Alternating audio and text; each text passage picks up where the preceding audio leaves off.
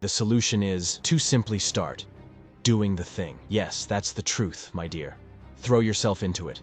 Don't wait to tidy up your desk, or get a new chair, or write with your favorite pen, or start planning in increments of 60, or wait for 9 o'clock to start anything in your life, because you won't start, and you won't wake up, and you won't focus, and you won't do anything in your life.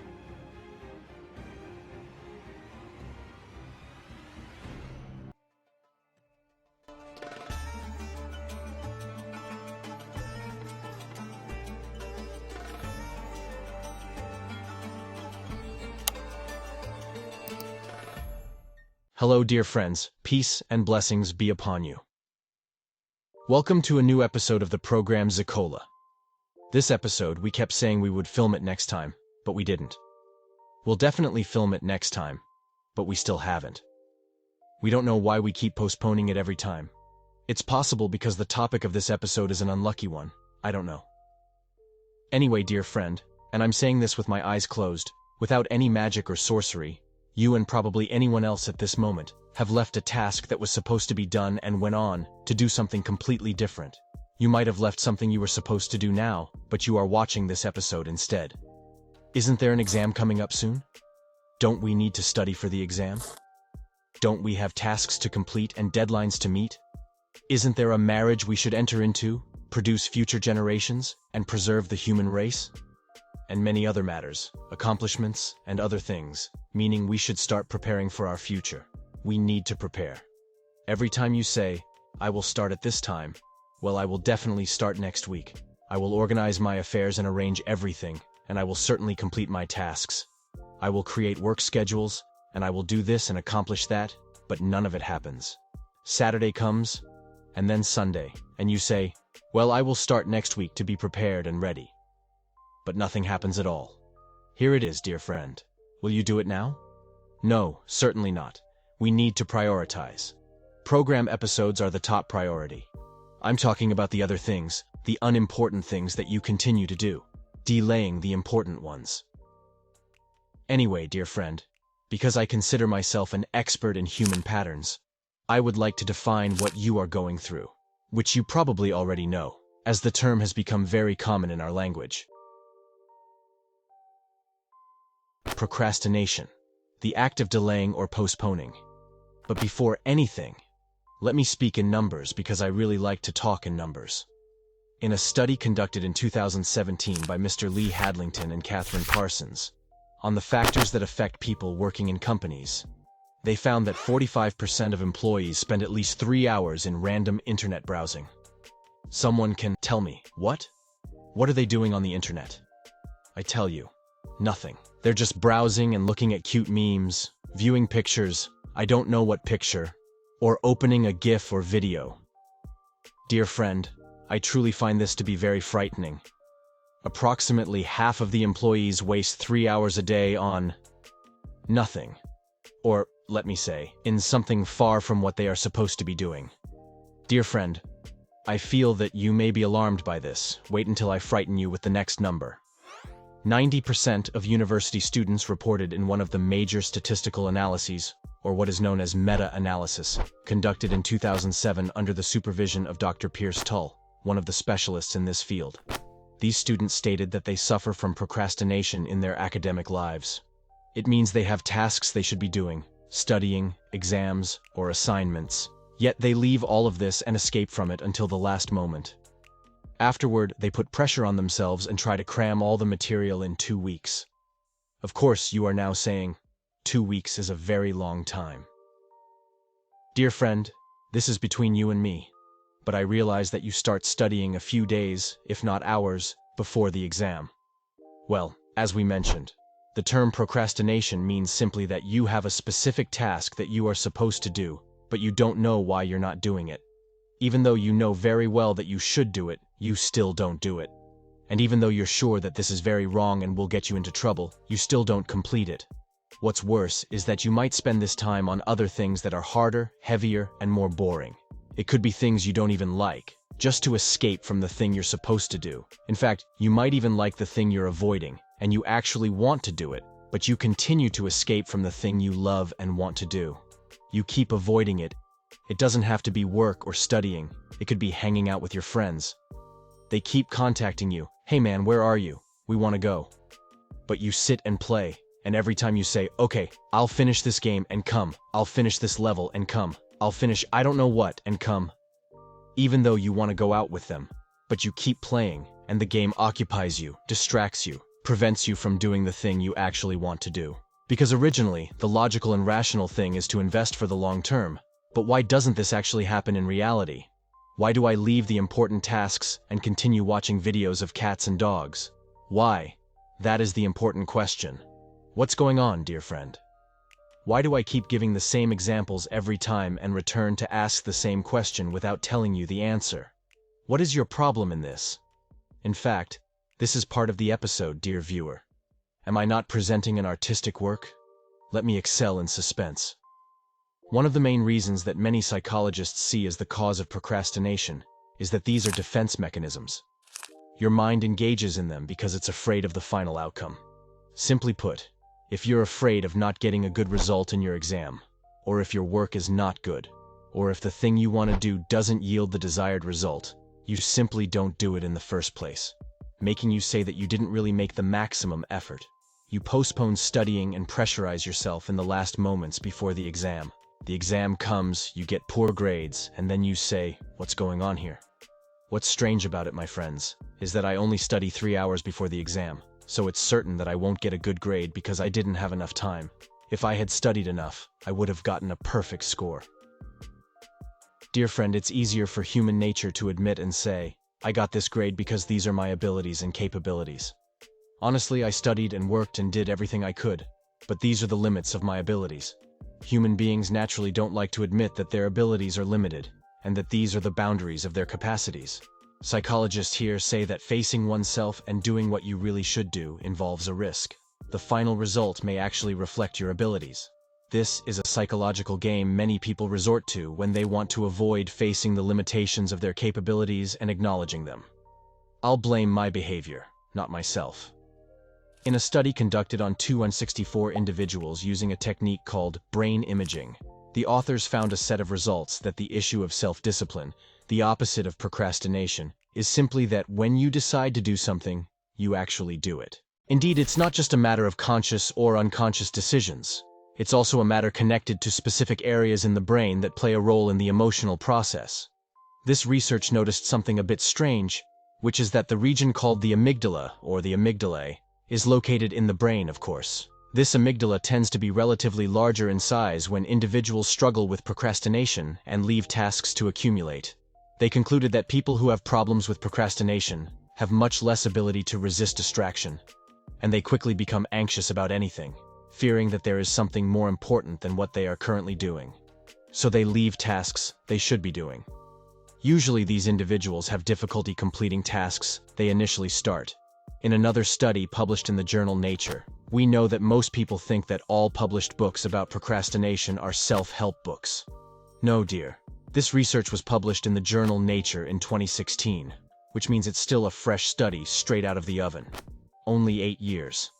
And this is relatively recent in scientific terms. It's still new.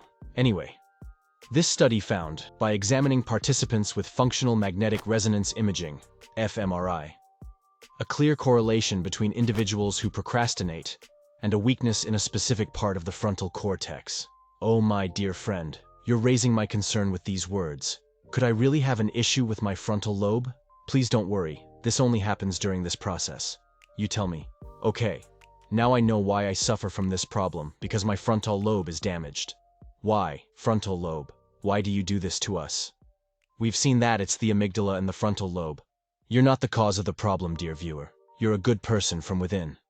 Dear friend, please, this pampering is enough. This isn't a problem with the frontal lobe, but it's different forms of neural connections in the brain. Yes, beautiful viewer, our brains are not identical to each other. It's possible to find someone with a very strong center in the brain, but other centers are a bit weak. No one is complete.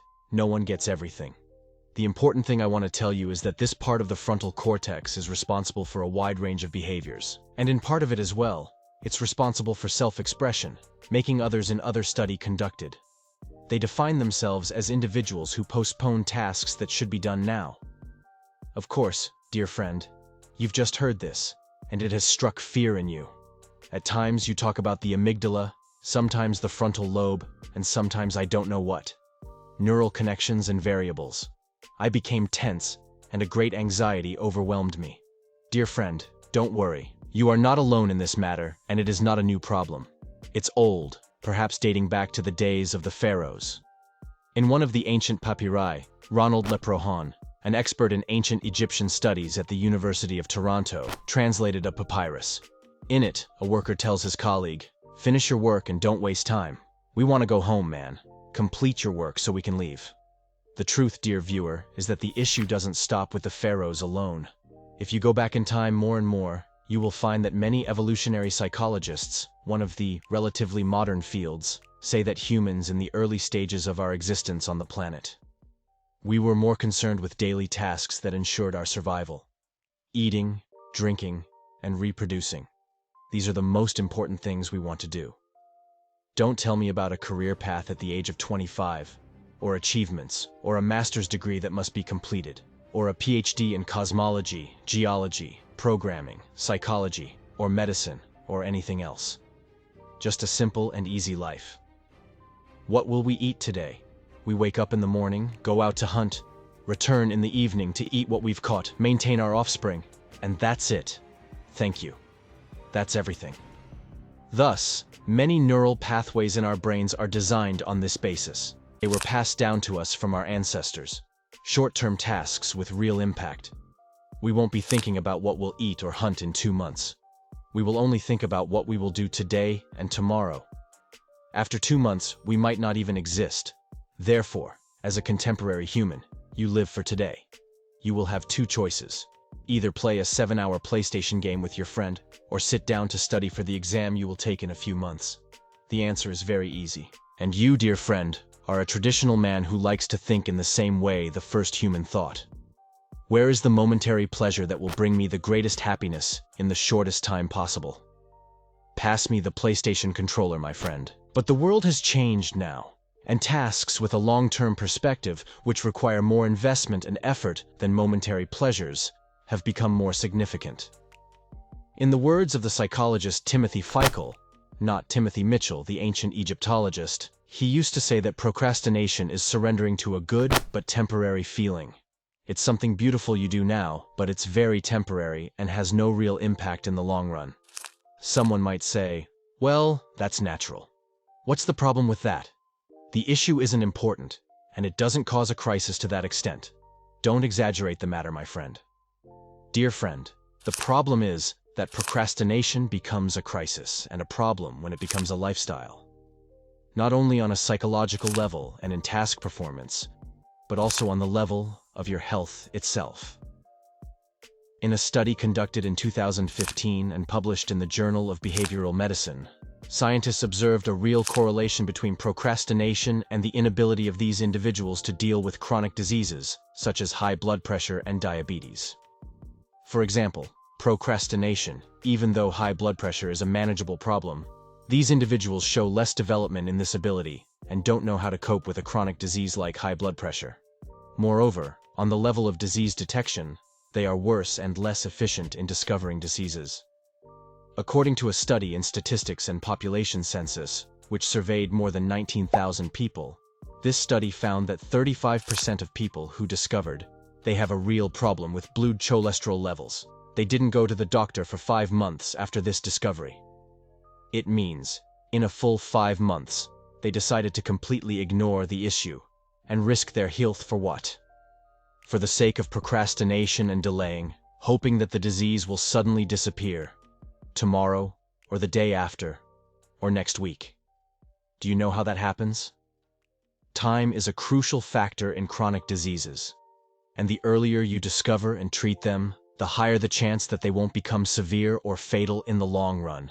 This is confirmed by Piers Steel, whose name we mentioned at the beginning of the episode in his book, The Procrastination Equation, where he presents an equation, as the title suggests. According to his vision, he says that whenever someone in the world postpones a task, the more they feel they want to postpone it and avoid facing it. Because when they go to do it, they remember all the time they were supposed to accomplish this task, but didn't. This is, of course, frustrating and infuriating. One of you says, "Oh my God. Well, what is the solution, my friend? You tell me about all these problems, scare me, and leave me without a solution." Used to think that when I talk about procrastination and delaying studying and preparing for exams, I'll only lose the exam. But now you're telling me about diseases and lifestyle patterns and a very big story. Dear friend, rest assured and don't worry. Because according to the research we've looked into, there is no solution at all. Actually, no one knows what the problem is fundamentally. And if you think a little, you'd find that it's logical. Who would search for a solution to procrastination? Surely someone who knows. But he's also procrastinating in accomplishing this research. Why would he care about the topic as long as there is no solution at all? No, my dear, I'm joking with you. It's possible not to be a procrastinator. We are the ones who procrastinate. We said 90% of students procrastinate, which means there are 10% who don't suffer from procrastination. As of now, as humanity, we don't know why we do this, or rather, why we don't do this, because the problem is that we don't do, and we procrastinate. But, dear viewer, let's step back a bit. Some psychologists believe that, in reality, we're not supposed to be productive all the time. They say that due to the terrible emphasis on the idea of productivity all the time, you're supposed to be productive and not postpone anything. This is due to the nature of the capitalist world we live in. A world that evaluates humans based on one idea only: productivity or efficiency. You have no place in this society unless you're productive all the time. While it's supposed to allow our minds to get bored from time to time, nothing will happen. The important thing is that we be able to control ourselves and know the limits of this. And that's what I came to talk to you about today. I'm not saying you have to be productive all the time. I'm telling you that you need a certain level of self-discipline. A degree that allows you to live your life without feeling guilt and blame afterward. What I can tell you, dear beautiful viewer, is that most researchers say the solution is... Wait for this historical moment. The solution I will tell you about at the end of this episode. Listen. To simply start doing the thing. What? Is this the solution? Yes, that's the truth, my dear. Throw yourself into it. Don't wait to tidy up your desk, or get a new chair, or write with your favorite pen, or start planning in increments of 60, or wait for 9 o'clock to start anything in your life, because you won't start, and you won't wake up, and you won't focus, and you won't do anything in your life. I bet you on that. And because the ideal circumstances will never come.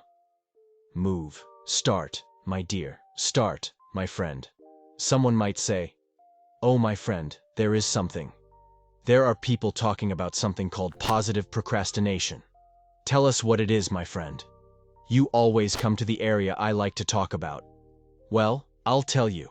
I won't be angry with you, and I'll tell you. It's avoiding something you're supposed to do. So, you procrastinate comfortably. But you know that you're going to do something useful as well. For example, you don't want to study a subject you feel will be tiring, but you make use of your time and leave your mood to us.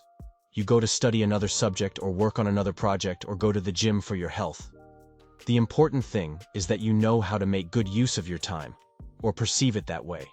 And if I see a simple problem in this, it's not getting used to positive procrastination because things won't always go that way. Sometimes there are things you must do at a specific time. Let me give you another piece of advice. According to Dr. Timothy Peichel, it's about breaking down tasks, my dear friend, into small deadlines, instead of being required to accomplish a very large task in a large amount of time. Break it down into small tasks. Instead of reading 200 pages in a month, watch the upcoming episodes and subscribe to the channel for more videos.